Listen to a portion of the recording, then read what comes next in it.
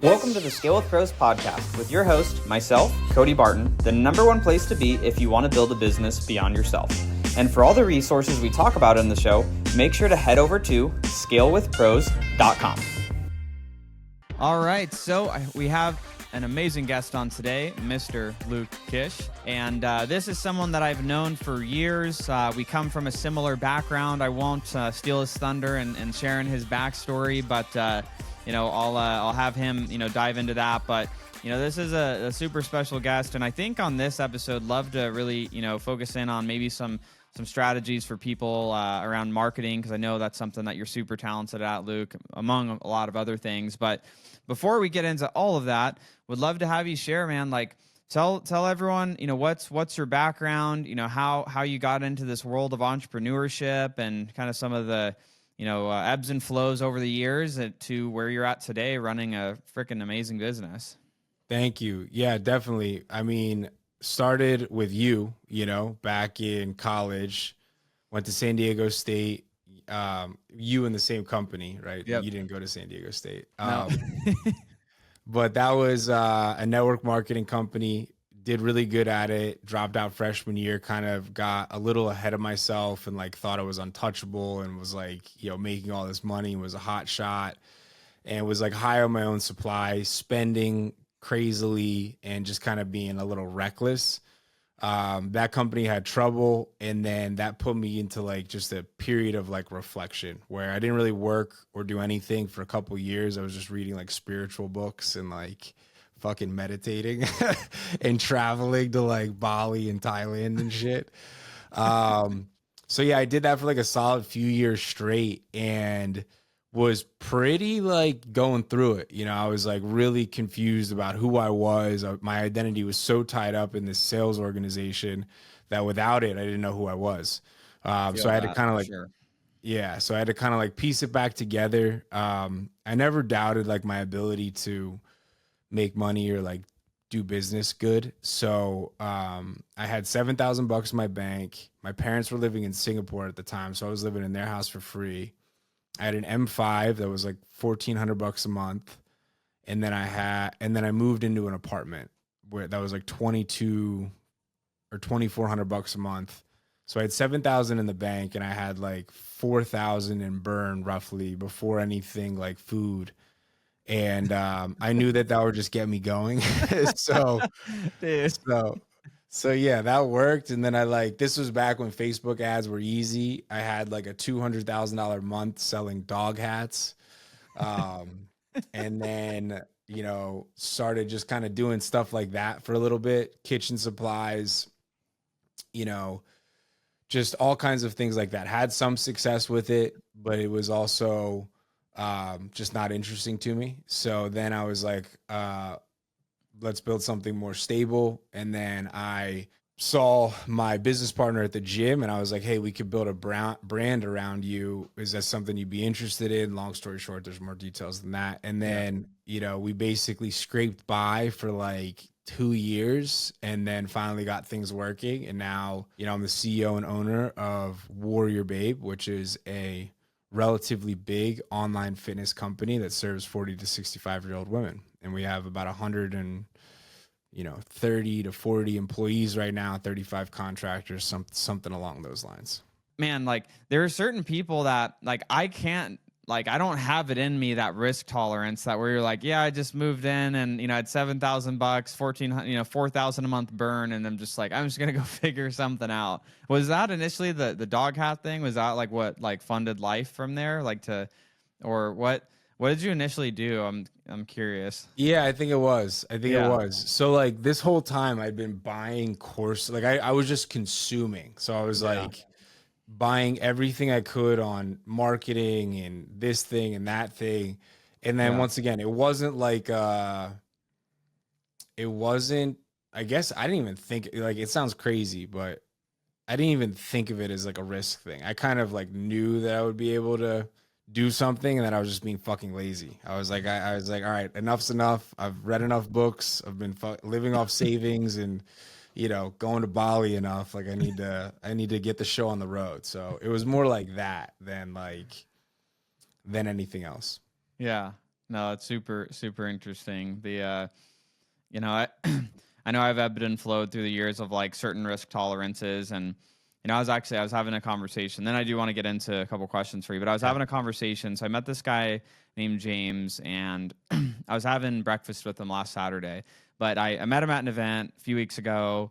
He has a company that they're doing, over 100 million a year. They spend 7 million a month on ads, and I'm like, sitting there talking with him, and like my background is more in real estate, and like I have all this debt and personal guarantees and all this real estate, but like I know it, I'm confident, I'm not like worried about it. There's equity in these properties, and I was talking to him, I'm like, man, like I'm just like a little bit nervous or like worried about like going and getting like SBA debt on like a bigger company to buy, because he was challenging me. He's like, why don't you go buy like a something that's generating like 1.5 million or 2 million a year in profit, like, and just like buy a bigger deal and then go buy these smaller deals under it. And I was like, I don't know. Like, I was like worried about the debt. And he's like, you have all this real estate. Like, what the hell are you talking about? He's like, there's not like, there's the risk. It comes in you not knowing what you're doing, and you know what you're doing. And it was just interesting, because I was just like, I just wasn't comparing it to that. And I was like, there's always like levels, and you have these conversations, and like sitting there, and he's just like, yeah, I spend $7 million a month on ads. And I'm like, there's always another level, and like these like risk tolerances, like kind of like callous, like you just kind of callous over, and like, payroll expenses, and, like up and down months going sideways, as business does. And you just kind of like, you just keep kind of flowing through it. But Yeah. it is interesting where you're like, yeah, I didn't see it as risk. And I think when we're like can move with that confidence, like the risk kind of just like we don't think about it. Yeah. Yeah. Like it's still there, obviously, but Yeah. We're yeah, just like, like it's what, just like we're just putting it on the shelf over here, and we're like not even gonna like consider that as an option. right. Exactly. Like that's what I was gonna say. Like risk is easier to tolerate when you like number one, like you feel like you're on something that like can work, and like you know enough about it to where your confidence in it is like foundational, right? So it's like if you really know like real estate, or you really know the business that you're in, you have a higher degree of confidence that you can pull it off. And then if there's not like a part of your mind that's like, oh, I'm not going to pull it off, that obviously makes it easier to tolerate in some kind of way. Yeah. Yeah. Super interesting. So a lot of people, Luke, that are listening, they're doing 6 figures a year, maybe, working towards 7 figures, or wanting to get to multiple 7 figures a year. What do you see people doing wrong that are in that recommendations you'd have for people that are trying to go from like 6 figures to, 7 figures a year? Obviously, like, not speaking to one specific business, but like, what are like some common things when you're talking to those business owners doing 6 figures that are not hitting the 7 figure mark? So I think the thing I see often is like the lack of people who want to like work with people and partner with people that are like of substance. So it's like if you're out here and you're trying to do something, and you're only hiring like the lowest level, cheapest staff, it's hard to like, it's just harder, right? Like, I mean, that's my philosophy. You still can do it, Mm-hmm. but like, I think a big mistake people make is not having like you know, firm enough conviction or vision in the direction that they're heading, where they can attract people that really make a meaningful difference to their organization. So it's like if you want to go from 6 figures to 7 figures, and it's like, why? It's like, oh, so you can get a Lambo. It's like, who's going to be like, oh, sick, let me join that. You know what I I mean? would Like, love let to me, help you get a Lambo. So, yeah, exactly. Right. It's like, no one gives a fuck. yeah. Excuse me. Are we allowed to curse here? Yeah, I don't care. Yeah. Sorry to anyone Um, listening that's offended, but don't be soft. yeah. Yeah. It's like having a direction that's big enough to hold good talent, and then finding good talent, working with good talent. I look at myself as like a kind of architect of people. You know what I mean? Like I want to put together groups of people that are very talented, align the individual incentive and self motive to a shared direction. And the bigger the overall direction I can like create, then the bigger and more substantial people that have their own individual directions are going to, be interested in. So kind of like one of the takes out of that is like not being scared to pay the talent that you need so that you can actually create the business that you're looking for. And, I think there's a big part on that of like paying for the A player. Like the A player you're going to pay more for, but one A player is worth like 2 or 3 B players or C players, or 2 or more. 300.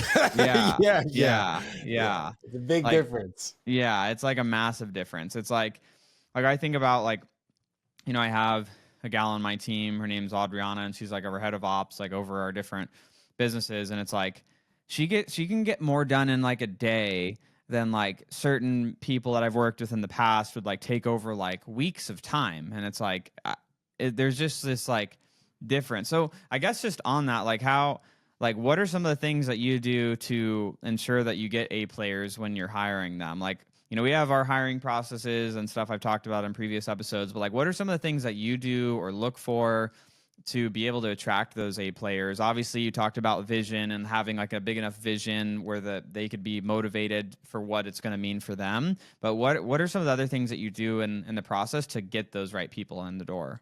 For where I'm at now, or if I was at 6 figures? Let's go both. Like, so let's say you're at 6 figures and you're like, I can't throw them a $200K a year salary because you just can't. And then, to where you're at now. Yeah. So I think beginning, it's like very vision oriented. So it's like you can get really good people if, like you're scrappy and you're in like, 6 figures to 7 figures is like, you got to be somewhat piratey, you know what I mean? Like running around and like not overcomplicating things and just getting some people that are fucking down. So it's like, number one, like you being like that, like no one who's like that is going to be attracted to someone to lead them who's not like that, right? Like you need to be that probably times 2. That would be my input at the beginning. And then, when you're at that level as well, it's like typically like not super complicated stuff that you have to figure out, at least in my opinion. It's more so like just a willingness to like figure it the fuck out. You know what I mean? Like that gets you so far. It's like if you have somebody who's just willing to figure it the fuck out, has the chip on their shoulder, you know what I mean? Has the self-confidence. That's at that stage. And then at this stage, the main thing is track record. It's like I'm looking for people for any big hire. They've already done it. Yep. And then something that I do is like, they got to be like my people. You know what I mean? Like I gotta, for the really important roles, and maybe this will change at some point, but everything's still close enough to me and like my interaction with the team and stuff like that, where, for the key roles, I want them to be people that like are my people. I kind of like speak the same language as them somewhat, right? Obviously different skill sets, different strengths, different focus points, could be completely different personality types, but then still have like that underlying shared connection alignment thing. Yeah. Yeah, exactly. And then, them already have done it, right? Like all the key hires that I've made, we replaced our whole sales and marketing leadership over the last 2 months. And they've all been people who have already done it. Yeah. Yeah. And I think that's the important shift of like from smaller business to, bigger business where yours is now is like in those smaller stages, like you can have more generalists that are just like dogs ready to just freaking grind and just brute force. Cause like I think you could brute force any business without tons of specialists in it to like a few $1,000,000 a year. Like you just freaking grind. And then after that, it's like, all right, now you got to start having people that know what they're doing to like continue scaling. And so like the like generalists versus specialists and, but I think the other thing that becomes hard too, like something that I see people make the mistake of, and like I was talking at an event 2 days ago here in Scottsdale, and there was a guy that was telling me he was just like frustrated with his leadership team. And, he's doing like 5 million a year. So he has a successful business, but he's like telling me all these C-level, he has like 6 C-level people. And I'm like, dog, like what like you have a CFO, a CMO, a COO. And I'm like, dude, like, you don't even need see anything in under 10 million a year. Like these are like I think people miss title as well. Like I learned my lesson on doing that too, but like I think sometimes people are mistitling where it's like I say like in operations, it'd be like ops coordinator, ops manager, maybe director of ops or head of ops, senior director of ops, vice president of ops. Like there's so many stages, and like people just like slap a C-level title on them, and then that becomes their bottleneck, because it's then you can't. Who do you hire above your COO that's now out of grips with like being able to continue scaling operations, because they're the highest level. Now you can't hire above them. It's like, then what do you, and then you have this Gotta weird replace dance them. of like, Yeah. do I just fire them? Do I demote them and bring someone else in above them? Then they're sad. And it's like, Doesn't work. Yeah. yeah, yeah. Have you had that experience? I know I freaking screwed that up like before. And then it's like, I've had it work where I've been able to successfully demote a couple people, but then most of the time they just quit, because they're just like, it's like this ego and the title that's there, and now there's like someone else above them, and it's like this whole weird thing. Yeah. Yeah. I mean, like, I feel like that happens. Like, if you're like, just starting to like catch some wins, you're like, oh, we should have this person, you know what I mean? But it's not like out of first principles or like necessity. Like, I remember a couple years ago, we were like, oh, we need a project manager, right? Like, I don't remember what it was, but like, we were like, we need a project manager. And, we're paying this guy like 120 grand a year or something like that. And we're thinking like he's doing stuff, right? Or just like, he's like organizing shit or something. And I'm like, yeah, we should have one, right? Like we're at the size where we should have one. And I got on a call to like fire him, and he was like, yeah, man, like, I was even telling my fiance, he's like, I've been feeling bad taking money from you guys, because like I'm not really doing anything. And I'm like, are you kidding me? Like, first off, like, you should have said that beforehand, like, please.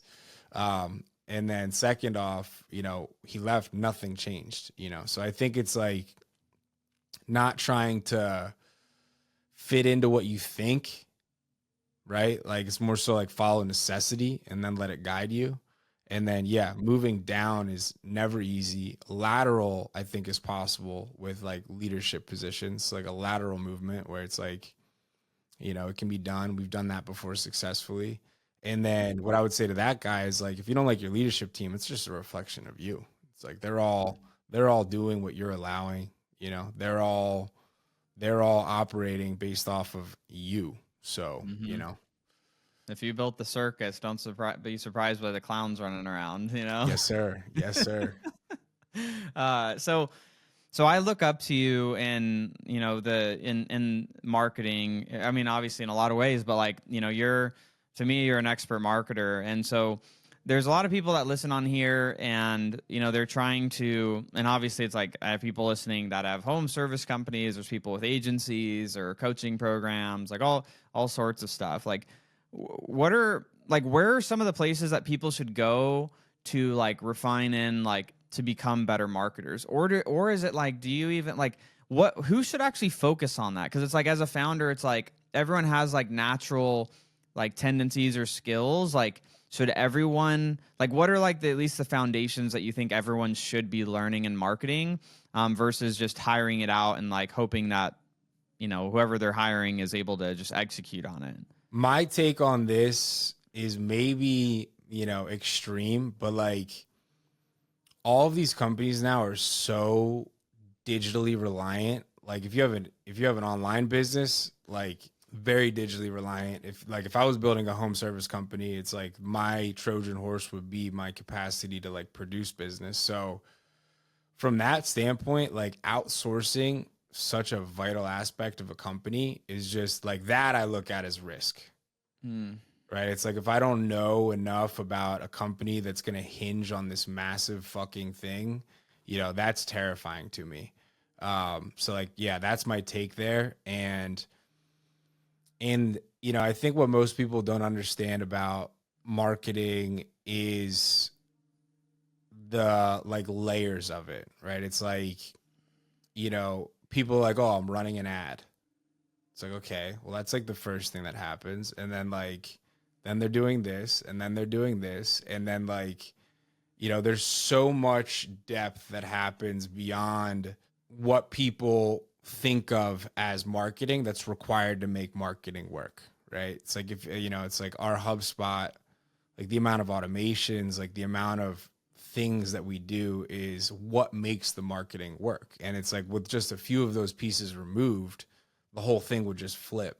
So, to me, it's like, if you have a company that hinges very heavily on it, I think it's a great skill set for you or somebody who is on the cap table, in my opinion. A partner, profit share, doesn't have to be on the cap table, but someone who's aligned to the upside has to have the expertise to be able to, because otherwise you're hiring agencies and it's like, you don't even know if they don't know. You know what I mean? Like if it's a core component, it's like you need to know enough to know if what they're doing is good or bad. And I've never had success with external agencies. I know people have, but I've never.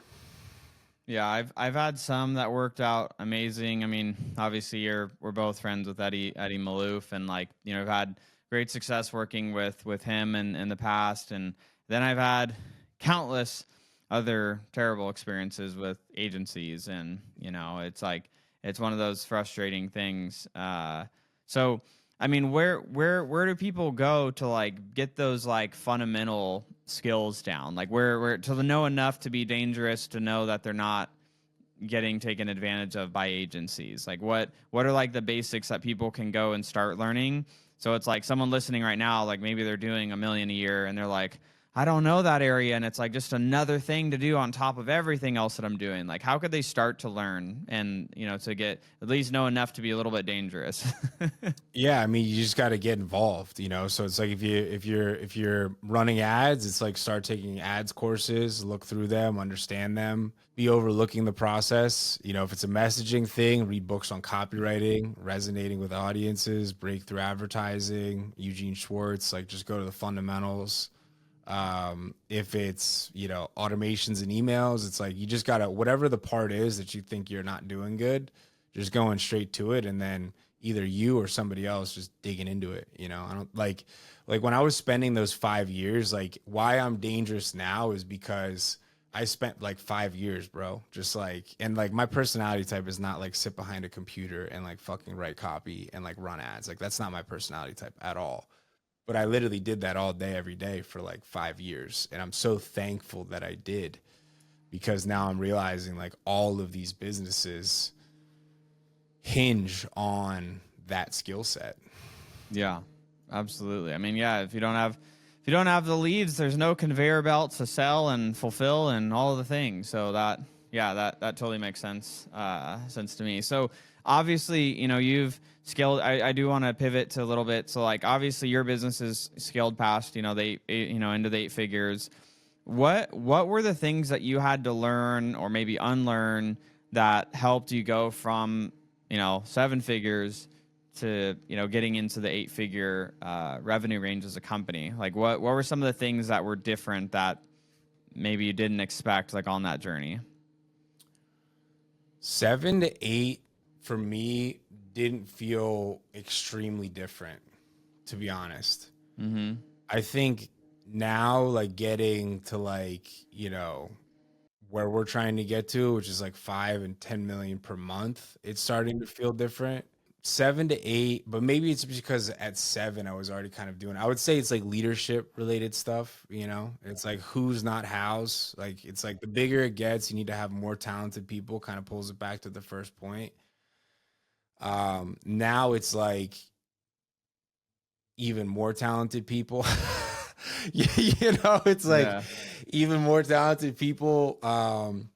You know, organizational clarity. So like, you know, meeting cadences that are clear, you know, good touch points on all of like the key role leads. So, you know, if you have a head of marketing or head of sales or a head of product or a head of service deliverable or head of whatever, you know, they have their projects, and there needs to be a way where their projects are organized. So like, you know, for example, we're launching 2 new brand faces. So we need 2 new VSLs, which means we need 2 whole funnels, which means we need all the tech automations to happen, which means we need all of the email automations to happen. And there's like, you know, 7 people involved in that one thing in that one department that's got to happen over the next 2-3 weeks. It's like, okay, that all just has to be clear.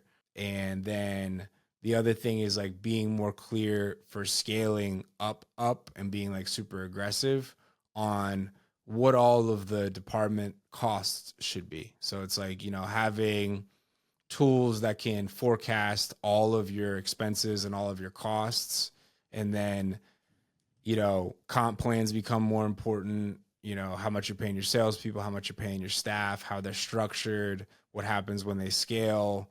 You're bringing in leadership that profit shares on the department, having the whole blended number within a KPI range. So, hey, if we're doing, 10 million bucks a month now, we're not somehow stuck with the bag or not understanding what our margin is, or, doing 10 million bucks and making no money. You know what I mean? So yeah, I would say it's people, definitely 1 to 10, some structure and organization, but like keep it simple. And then same thing now, 10 plus, except it's just better people, more structure, and then more clarity around like numbers, KPIs, data, stuff like that. Yeah. No, super interesting because and it's good for people to hear that are listening, because it's like, I think a lot of times people think there's like some magical thing that's happening in like the 1 to 10 million. It's like, it's doing more of the same of what's working, but bringing in more specialists that know how to really execute in their department or like lead a department well. And then creating more of that strategic planning as a company, where it's like, okay, like here we're actually setting annual objectives, and then that rolls into quarterly objectives, and then that rolls into, well, what must be true each week so that we are tracking to hit our quarterly, which then leads us to, on track for our annual. And it's like more structure that like it's like professionalizing the business instead of it being like the pirate, running like a pirate ship and like up to 1 million, just like brute force, just like freaking knocking doors down and just doing stuff, and generalists. Like you're specializing, you're leading better, you're you're moving from pirate ship to professionalized managed organization, is like that jump that has to happen. Agreed. So did you notice this? Like, I'm just curious if you had this experience. So like, as I've had different teams grow within different companies, there's like a decent amount of people that like couldn't make it from like when they were like in the smaller, like when they were on the team at like around 6 figures to then 7 figures and then to 8 figures, where like they like revolted. It was just like freaking anarchy on the pirate ship of like, they don't like the professionalization. They like resisted the changes. Like, did you experience that as you like were like, hey, like we can't just like do things like haphazardly anymore. Like we have to run on a cadence, and we have to like do meetings this way, and we have to do that. Did you experience that? And I'm just curious. Not at the top of the organization. So No, it's like bottom, like some of like the, maybe not like top leadership, but like, I don't know, middle managers. Middle managers, not too much. Knock on wood. Yeah. I mean, no, not really. We've had people who maybe couldn't get us to the next level, but then it's just more so like not get us to the next level, and that's it. We got to find a new person for the job. But resistance, no. I think that comes from standard too. It's like if you hold the standard that like, hey, we got to do whatever we have to do, and that's clear when you're doing it one way, when it changes, it's okay, because it's like, hey, if we don't do this way, it's not going to work. And if we're working together, your problem is my problem. You know what I mean? It's like we're on the same page here. It's like, so I think having that standard and expectation from the top down at the start will help. And then, yeah, no, that makes sense. Cause that's something that I've seen, and like we've experienced, but I think it is, like in our VA company, it was like one of the areas, this was like years back, where like we had growth, and then we had certain leaders that like liked the way that the old ways of doing things, and it was like we had to like, it was like transferring, it was like literally felt like transferring like the old guard. Like we had to like move the old guard out to like bring new people in, because they're just like not it anymore. And that's something that's always been hard for me in leadership, is just like when you just like love working with someone, but then it's just like now they're just like they've kind of at their cap, and it's just the business grew too fast, and now they're like out of depth. Like they're just like floundering. Yeah, that's the worst. But it's like they're a good person, but it's just like, gosh, you're a great human, but like it's not gonna work. Yeah, those are the worst. That's the worst situations to fire is in those. It's easy to fire someone when they're just like totally underperforming and they're just not doing good, and but it's, yeah, so it's interesting. So, okay. So obviously we talked about kind of that 6 to 7 figures, 7 to 8 figures, and, beyond, what has been, I guess, just on this topic of leadership, like what's been like one of the biggest leadership lessons that you've now had over the last, let's say, like 6 to 12 months that you wish you knew that now people could, take and maybe not have that same pain and suffering experience? I think like why I'm relatively good at leadership. Well, one is standards, right? So it's like I think that I've been not good enough with standards, right? Like, it's like seeing something, it bothering me not addressing it immediately. And then like a lot of people, it's like your friends and stuff like that. And that it can leave like a space of, hey, we're here to do a job. We're here to accomplish a mission. We're here to hit a goal. And, if we have deadlines, if we have expectations, if we have, responsibilities and they're not being met, like I haven't done that well enough. So like that's one thing that I'm actively working on improving. And then I think why I'm able to navigate people relatively well is because my whole goal is to understand the human. So it's like when I'm talking to, my leadership team, of course, we're talking about work related stuff and things like this, but my goal is to build like a real relationship with the person beyond just the work. So I can really understand who they are, how they work, and then, create the space where if something's going awry or someone's uncomfortable with something or, someone's interested in something else, it's like a open communication channel where we can just address it like transparently. So Interesting. Yeah. So it's the addressing the things that are irritating you a lot faster, not like letting them ride for as long as as long as you had been. And then the other one is, building like the real human connection, which sounds like that's what you're saying, like you've been good at for a while. So here's a question on that. So how do you balance addressing things that are bothering you versus like prioritizing what is the most important thing in the business? Because I know that's something I struggle with sometimes. Like I could see like something in an area of like one of the businesses and I'm like, man, like we need to be doing better in that area, but like it's not our main constraint. So it's like I'm going to focus on our main constraint and like let that fire lightly burn over there for a little bit because it's like I can't allocate the resources. How are you balancing that? I do that same exact thing. So like I think that's great. I call it the art of conscious neglect. You know, The art of conscious neglect. I yeah. love that. And I like sometimes I'm like I feel guilty. It's just like, it's like imagine this mouse is like over here and I'm like, yeah, That mouse is fucked. it's gonna, yeah, it's not, things are not doing well over there, but it's not our Yeah. main constraint. So like I'm gonna fix the thing over here, but like just I know I'm feeling the warmth of that fire burning over there. Yeah. Yeah, for sure. I'm the same exact way.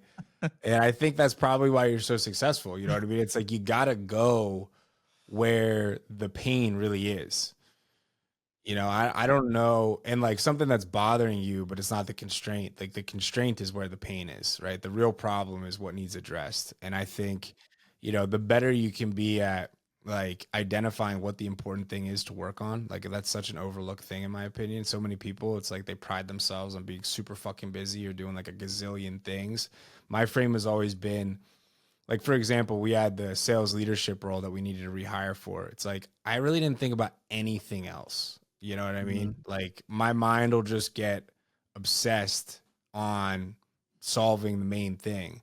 And then, like, if it's like ads and it's like, it's like all I'll think about for a sustained period is the one thing until it's like solved. And that feels like it's slower because it's like, oh, I'm doing one thing and then I'm doing another thing and then I'm doing another thing. But in my opinion, it's super important, right? I was watching Sam Altman and his like right hand guy, and they said the same exact thing. They're like, in any given business at any given moment in time, there's one, two, or maybe three really important things to focus on, and those things change through time. But at any given one time, there's one, two things that you need to focus on, and like that should get your attention. And then, if that other thing, like the mouse, gets neglected further, it'll become a problem. And then it'll become one of those one or two things in that period of time, and then you go address it. And then you address it better. That's the funny part. It's like if you're trying to do the mouse and you're trying to do the constraint at the same time, neither the mouse gets to 100% or the other thing gets to 100%. That's where people make mistakes. They're just like fucking scratching the surface on all these different On areas everything versus just instead of going deep. Yeah. Yeah. How did you like learn that framework of thinking? Like I'm like right now, something I've been trying to figure out is like I'm trying to figure out how to better teach that. Like we've built like a tool that's like an impact effort calculator where it's like, hey, like listing out all of the, things that we want to do, or like teaching people these are all the things we'd like to do in the business, but we can't do all of them. So, and then we like rate them on like highest ROI changer, either increase or decrease of, increase revenue, decrease expenses, and then effort, like how long is it going to take? How, what's the resource allocation look like to do it? So like we have a tool that we've made to do that, but have you figured out how to like teach your leaders to better do that? Because that's something like my leaders in certain areas, like they've gotten good at it, but I'm like, how do we get like even better at it to like teach others to do that same thing? Because like sometimes I'll go to a meeting with, say, like a partner company, and they're like, we're trying to work on this thing, and I'm like, well, why would we put any attention to that right now when like we got this other thing? And they're like, well, it's going to help us do this, and I'm like, okay, agreed, but like this is the actual constraint that's like causing us to not grow. Like, have you found a way to like teach that into like your leaders? I think like, I'm looking for judgment. Like I'm looking for people with judgment. Like I'm looking for people. I consider that like judgment, right? It's like, hey, we have, resources, we have time, and, any key role, I want them to have some natural judgment. Number one. Number two, teaching it, I think it's context. So I don't believe in like siloing. Like I used to do one-on-ones with the leads, and I don't really agree with that anymore. I'd prefer to have, I started doing like a waterfall thing where it would be like, I'd get on with ops, and then ops and people, and then ops people and sales, and then ops people, sales, marketing, ops people, sales, marketing, X. So, getting context to everybody so they can understand how what they're doing is impacting what's important. And then just making sure that they're monitoring it. So it's like if that, for your cleaning company that, say like time per job, satisfaction rates, review rates, jobs per day, whatever it is. If those things are what drives a healthy company for you, then it's like having them report on those things themselves in some sort of manual way, where like you can automate part of it, but then making sure that they're manual enough so that they're making the connection, and then explaining to them when they're doing it well how it's helping or how it's hurting. I like that, because then it's like it's helping them see the impact that they're making. Like I like to teach our teams, it's like every business is like a conveyor belt, and it's like it all starts with marketing. It's like at the top, it's like the chute shoots down lead opportunities for marketing, and then there's a conversion event that then now brings it out onto the belt, and then operations is the team on the side of the belt, like kind of like putting it together, whether it's a product or service fulfillment, and then like finance and HR kind of sit under the belt to grease the wheels and make sure, like from an HR standpoint, finance, like we're paying the bills, keeping the lights on, keeping the belt moving. It's like I kind of like explain our business that in that way, and to try to avoid the siloing too. Of like, oh, it's like marketing pointing at sales, or sales pointing at marketing, or marketing, ops pointing at marketing, and sales being like, y'all are freaking over promising and like driving us nuts with fulfillment over, so it's like all of it mattering. And that's like one of the ways that I've been trying over the years to like give that picture of like, hey, like everyone's role here is just as important as everyone else's, because like at any given point, if like leads aren't falling on the conveyor belt, no one else has a job. But then if sales aren't converting them, same thing. But then if we aren't fulfilling them, no one comes back, and then no one's gonna buy our stuff anymore. So it's like all of it coming together and mattering. So that's interesting though, the doing like the waterfall meeting system. Yeah. And now we broke that out into like, we have ops and then we have like basically like department strategy. So we do ops, which is like when there's cross departmental conversation. So it's like, you know, hey, we have this new offer that is going to affect sales, right? Like, let's discuss that in ops, any new projects in ops. And then it breaks out now to department on another day. So Tuesday's ops, Thursday, we now have like department strategy where basically like they have their own IDs and rocks and projects there. Yeah, but context and feedback there. I love that. Super interesting, because that's something that I think a lot of the, I don't know if you hear my dogs like losing their mind in the background right now. Can you hear Yeah, all them? good. Yeah. But it's chill. You know, so it goes into judgment and like strategy, and that's something that I also noticed, like, you know, smaller business owners, like in like the 6-figure range, like they're trying to work on everything and getting too spread thin on trying to like fix everything and make everything perfect. And I think that was something that I struggled with for a little while, like as like with, and I think of like our virtual assistant company initially, where it's like as we started growing and there'd be these fires, and it's like you're kind of like ping ponging between those fires. So I think this is super helpful for people that are listening to not make some of those same mistakes that I know I've made along that journey. So as we're coming up, you know, close to the end here, Luke, like what's your generic advice that you give business owners that are, let's just say, I don't know, let's just say they're doing $1 million a year, and to continue to go to the next level, like, is there certain things that are like the fundamentals for you that are like, hey, like these need to be like core focuses regardless of like whatever their business is, or like, you know, certain reads that you tell everyone, like everyone you meet that's in that range, you tell them to read a certain book? Like, is there anything that you just like consistently are repeating and telling everyone that they should be doing or focusing on? For people who really want to grow, you're Yeah, people saying that want to grow. Yeah, for people like that want to grow. want to go big. Yeah, yeah. So first, it's like fielding if that's real. Because if that's not real for you, it's just too fucking hard and it's just too much. Period. You know, like if you don't actually want to go do that, then it's going to be tough. Number one, like you need to want to do it. And then if you do want to do it, it's just like leaning the fuck in. Like my advice recently, even for myself, because like, you know, you think that at, you know, 6 figures, you, or like some people even just starting out, it's like you have nothing to lose. And what I'm experiencing and have experienced over the last 6 months is like, as things get more substantial and you want to continue to grow, you have way more to lose.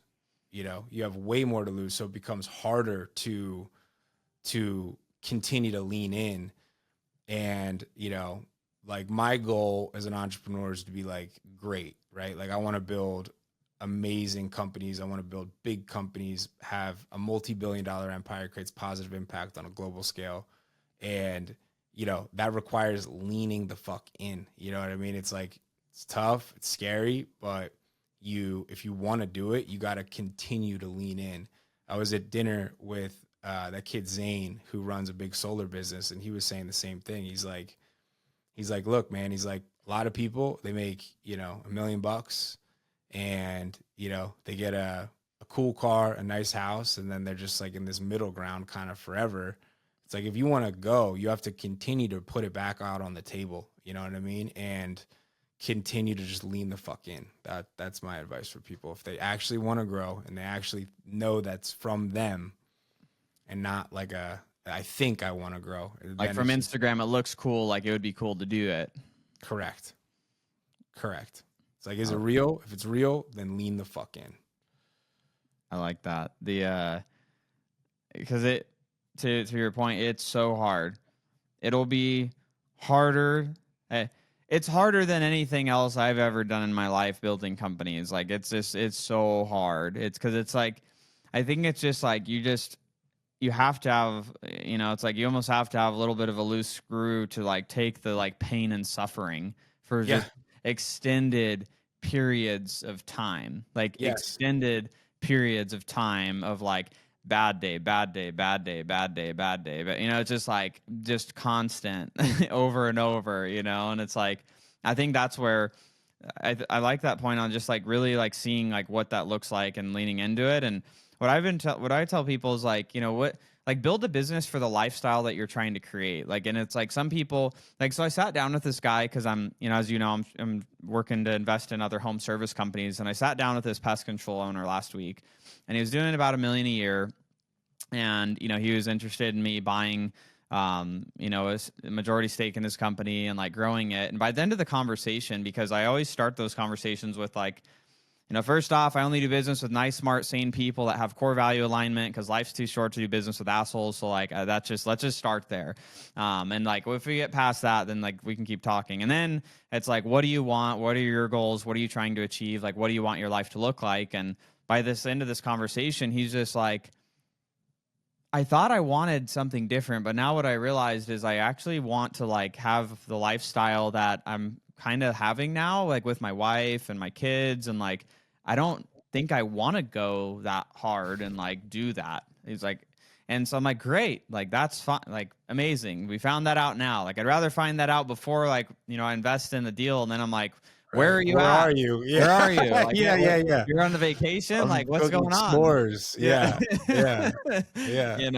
But it's like, it's just knowing yourself. And I know for me, like, I can't remember if I was telling you about it, but I'm like, as I've made more money and like I have like these like comforts, it is harder to risk, more capital. Cause it's like, life's good. Like life's really good. And it's like, but you have to like put the chips, like, you got to put the chips out there again to like, now go to the next level. And so it's, and so it's like that was for me, like, in that conversation I was telling you about James earlier that has the 100, a company doing over 100 million a year. And like, it's just these things are like clicking again. I'm like, okay, like that's really what that next stage is to, go bigger and, create that lifestyle that, it's like for me, similarly, it's like I want to create a certain level of lifestyle, but also be able to have a certain level of income to be able to give back in the ways that I want to as well. Like, and so it's like, I think that's a really great takeaway for everyone is just, what is the lifestyle that you're looking to build and like the way that you want to give back to the world and, build that business. Don't build the business that you're listening to Luke and I talk here of like, I should want to build a 10 million a year, 50 million a year, 100 million a year company if you don't really want that because it's hard and it's brutal. It's like chewing on glass every day. And then like when you stop chewing on glass, you look for the next thing that you can chew on glass to do. It's just like it's constant. I was talking to someone in one of my communities who was like, I think he's doing like 30 or 40,000 a month or something like that. And he's like, yeah, I did an interview and like all these people were telling me how great I was. And like, I think like, yeah, it can't be understated. Like when if you're listening to this and like you own the thing, like, it's like, it sits on you. You know what I mean? Like it sits on you and like, you don't get a lot of things that most humans want. I don't know how to say, like, you get like I'm building like but like you're not going to get like, people telling you you're doing a good job. You know what I mean? Like you're not going to get any of that. Like maybe you will every, few months, every 6 months, and it feels amazing. Like, when do you get it? And yeah, man, I mean, it's like, yeah, it's just not easy, and the bigger you want to go, the more, it's hard to relate to people that are normal. You can't share it with people. Like, so, I had to put 650,000 into my company out of my personal bank account post-tax money. And this was like a month ago. Yeah. And like, I'm walking around the gym and like, I'm like, dude, like in my mental state, like my friends were like, dude, what's going on with you? You know what I mean? It's like an inescapable amount of like pressure, fear, excitement. I kind of liked it in a weird way, but like, and then you're like looking around and it's like, oh, these people are just coming home from work or whatever. You know what I mean? Like they're just going to go and watch TV. And I'm like, oh my God, if this happens a few more times, everything I've fucking worked for is done. I have 100, and it's like, and then I heard the BlackRock guy, he's like entrepreneurs, like, great entrepreneurs. Yeah. It's like you can endure incredible amounts of psychological pain and intensity. It's like you have to be able to sit in this conundrum and mental pressure and then be able to deal with it if you really want to go big, which I like. And then the other thing I want to say at the end, which I think as well as like close to the thing. It's like I say all that, and it is like that at periods, but like I find that fun, right? Like I actually find that kind of intense periods fun. I find the periods where it's working fun. And so, like if you're listening and you're like, oh, like it's fun, right? Like doing this is fun. That's a good indicator that like it's actually from you because it's like fun. You're somehow getting some enjoyment out of this crazy, crazy thing that you're doing. Yeah. Yeah. It's those like short periods of euphoria make the long periods of suffering fun. But it's just like, I don't know. It's like peaks and valleys, like hiking to the top of a mountain. It's like, it's like you get a little view and it's nice. And then you go down to the valley and you're like, oh man, like I'm down here. I got to go back up here. And it's just that constant journey. But Yeah. I think that honestly, that's such a good way to kind of close things up, is like really making sure that, you're doing what you want to do because it's coming from you, not because it's something that you saw on Instagram or that, you should feel pressured to do. It's like build the life that you want to live. And, if you're a sicko like us that want to like do this, mental trauma to ourselves, join the party and know that you're in good company of other people that, feel the same way that you feel. So welcome, join the club. Yes, absolutely. Well, thank you so much, brother. I appreciate you having me. Yeah, absolutely. And so for everyone listening, we'll see you in the next episode. Actually, really fast, where could people find you? Like Instagram? Do you want people to follow you on Instagram or? Yeah, at Luke Kish on Instagram, at Luke Kish on Twitter or X. Perfect. All righty, guys. We'll see you in the next episode.